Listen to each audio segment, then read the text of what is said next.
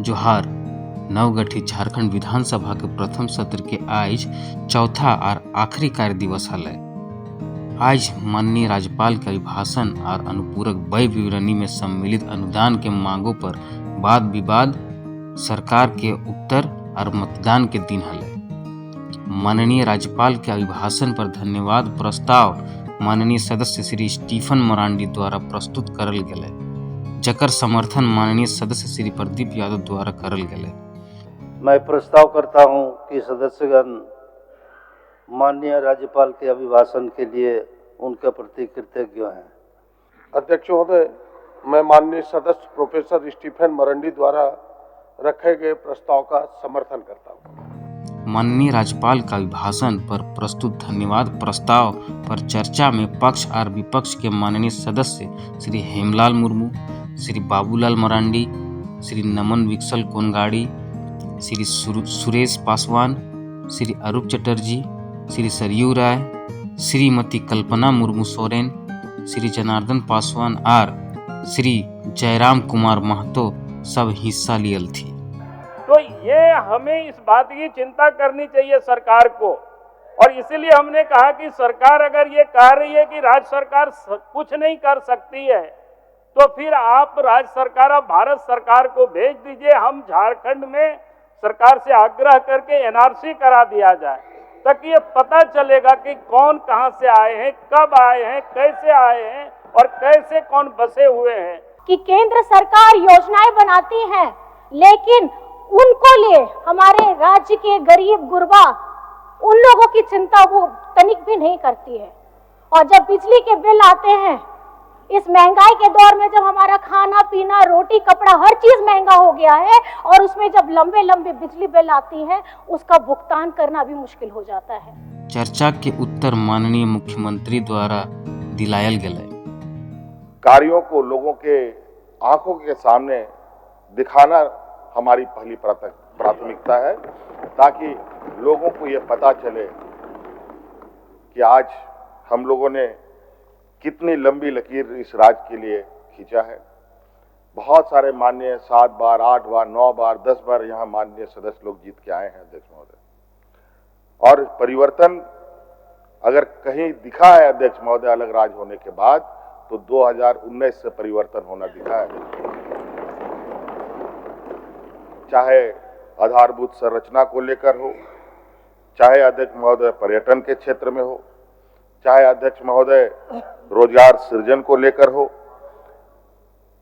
और आज अध्यक्ष महोदय हमारे, क्योंकि इस राज्य में मजदूर तबके के लोग बहुत हैं, हम लोग ये देश का पहला राज्य है अध्यक्ष महोदय जहां हम लोगों ने श्रमिकों के लिए सबसे बेहतर कानून बनाया है अध्यक्ष महोदय, और उसके वजह से आज देश के अंदर हो या देश के बाहर हो, अपने मजदूरों की सुरक्षा के लिए सरकार खड़ी रहती है अध्यक्ष महोदय।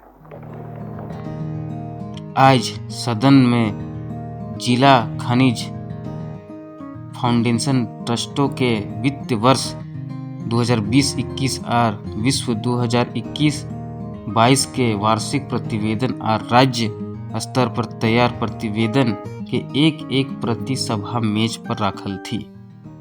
मैं जिला खनिज फाउंडेशन ट्रस्टों के वित्तीय वर्ष 2020-21 एवं 2021-22 के वार्षिक प्रतिवेदन एवं राज्य स्तर पर तैयार समेकित प्रतिवेदन की एक प्रति सदन पटल पर रखता हूँ।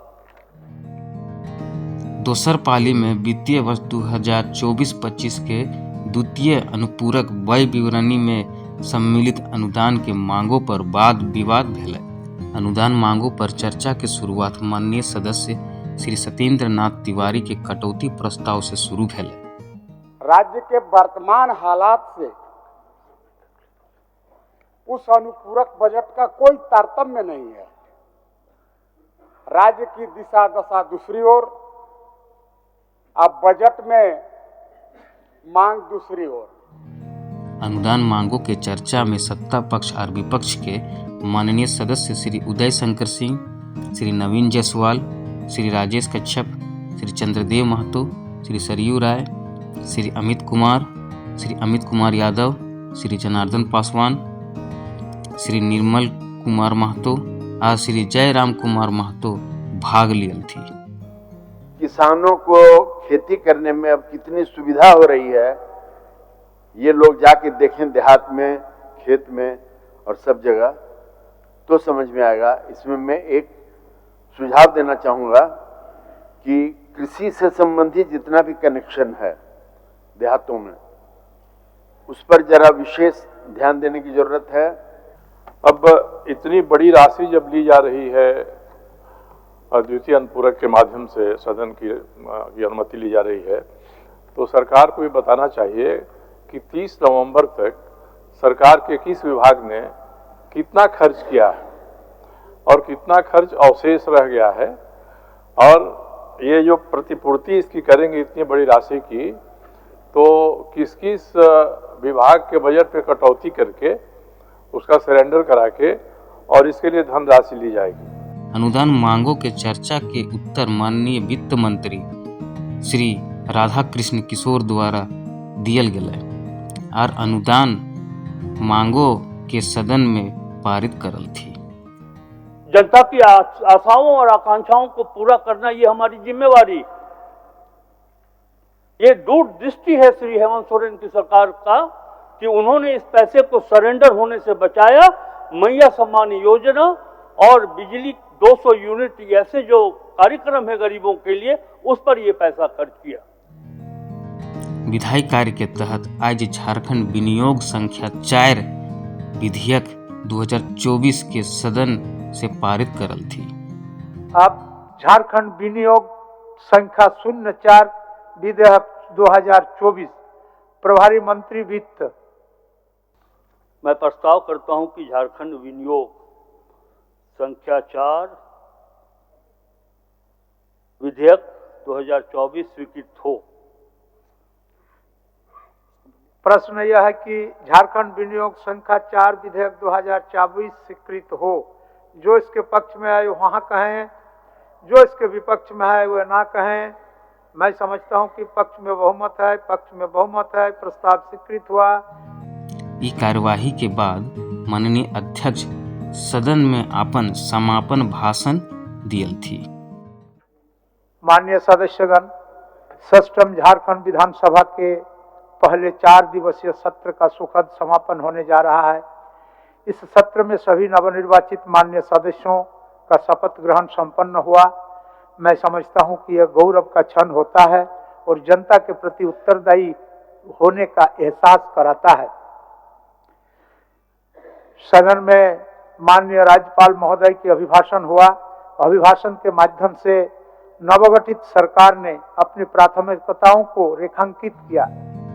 इकर बाद सदन की कार्यवाही अनिश्चित काल तक के खातिर स्थगित कर दियल गेलै।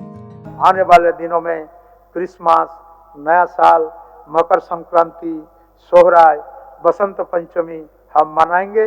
इन त्योहारों का उल्लास, हर्ष, मिठास झारखंड के जनजीवन में सदैव बना रहे। इन्हीं शुभकामनाओं के साथ सभा की कार्यवाही अनिश्चित काल के लिए स्थगित किया जाता है। आप सबों को जोहार और धन्यवाद।